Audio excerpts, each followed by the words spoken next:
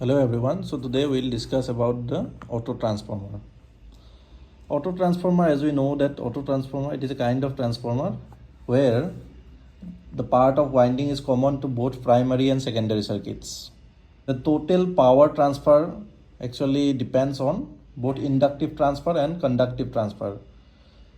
So inductive transfer means by means of induction power transferred होता है, और conductive power transfer means with the help of conduction. That means current flow होने की वजह से current transfer होते हैं. इन टू वाइंडिंग ट्रांसफॉर्मर जो नॉर्मल ट्रांसफॉर्मर होते हैं हमारे उधर सिर्फ इंडक्टिव मोड पे पावर ट्रांसफ़र होते हैं, बट ऑटो ट्रांसफॉर्मर में कंडक्टिव मोड पे भी पावर ट्रांसफ़र होते हैं. Actually, this conductive power is the main factor which is responsible for massive saving and increased kVA output in an auto transformer. अभी saving क्या होता है? सेविंग मतलब कॉपर सेविंग. सो कॉपर सेविंग के बारे में हम डिस्कस करेंगे थोड़ी देर बाद. सो जो कंडक्टिव पावर ट्रांसफ़र है उसी की वजह से हमारा कॉपर भी सेविंग होता है.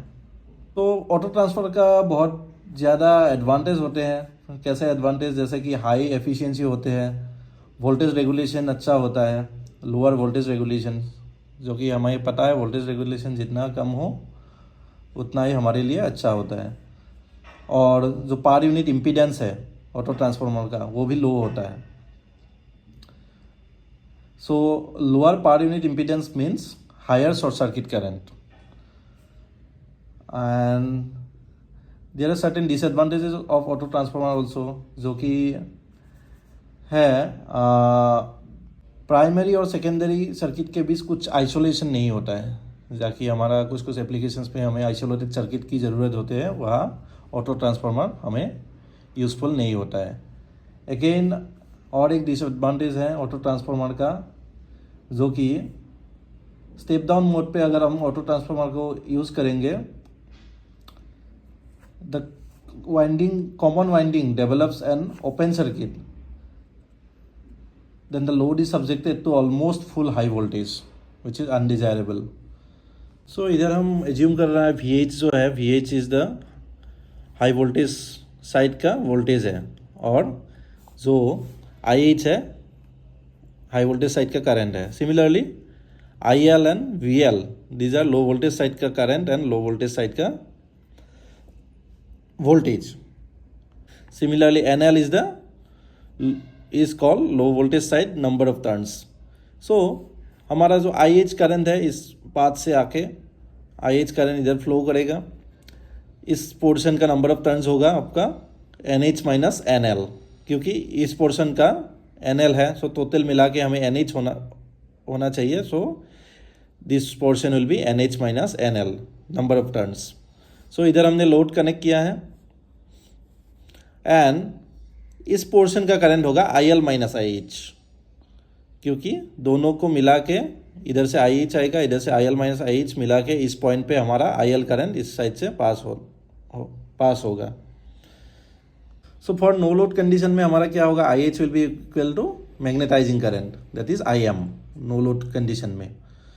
और IM यूजुअली जीरो हम पकड़ते हैं जब भी आइडियल कंडीशन है. नॉर्मली प्रैक्टिकल कंडीशन में IM का वैल्यू जीरो नहीं होते हैं.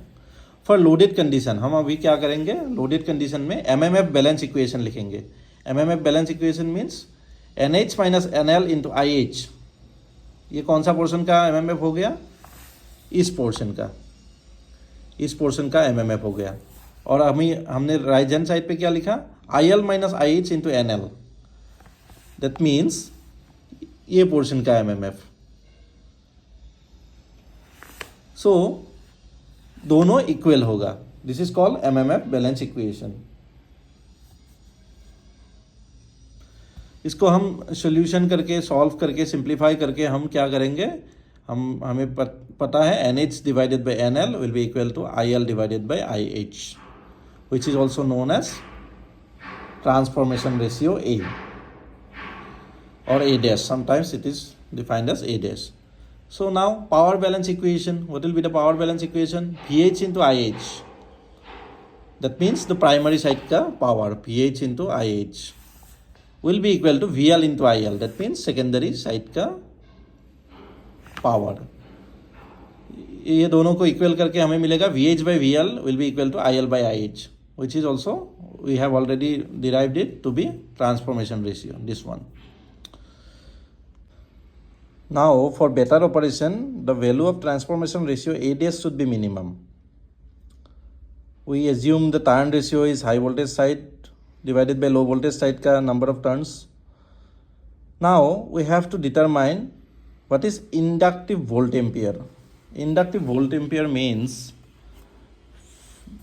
by means of induction कितना वोल्ट एम्पियर हमारा जनरेट हो रहा है. Inductive volt ampere is equal to VL minus VH minus VL into IH. That means ये वाले पोर्शन में, जो ऊपर का ये वाला पोर्शन है ना, इसमें जितना वोल्ट एम्पियर जनरेट हो रहा है उसको हम इंडक्टिव वोल्ट एम्पियर बोलते हैं.